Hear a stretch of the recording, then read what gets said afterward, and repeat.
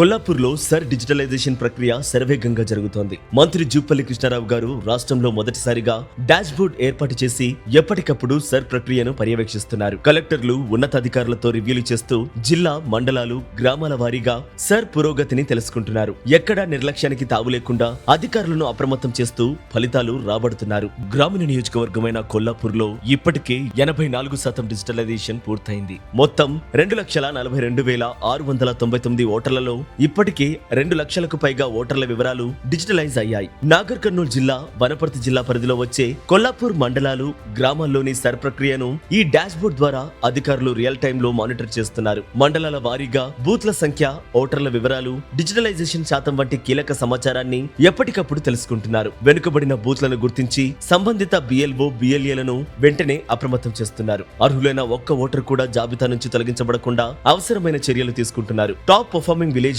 అత్యుత్తమ ప్రతిభ కనపరిచిన బిఎల్ఓ, బిఎల్ఏల వివరాలు సైతం ఈ డాష్ బోర్డ్ లో ఎప్పటికప్పుడు అప్డేట్ అవుతాయి. అంతేకాకుండా సర్ ప్రక్రియ మందకొడిగా సాగుతున్న గ్రామాలు, బూత్లను గుర్తించి సంబంధిత బిఎల్ఓలు, ఏజెంట్లను అలర్ట్ చేస్తున్నారు. ప్రజలు సైతం తమ గ్రామాలు, బూత్లలో జరుగుతున్న డిజిటలైజేషన్ ప్రాసెస్ ను ఈ డాష్ బోర్డ్ ద్వారా తెలుసుకోవచ్చు. ఏవైనా సందేహాలుంటే వెంటనే సంప్రదించేందుకు వీలుగా బిఎల్ఓలు, బిఎల్ఏల ఫోన్ నంబర్లు అందుబాటులో ఉన్నాయి. jupalli.in వెబ్సైట్ ద్వారా ప్రజలు సర్ డిజిటలైజేషన్ స్టేటస్ తెలుసుకోవచ్చు.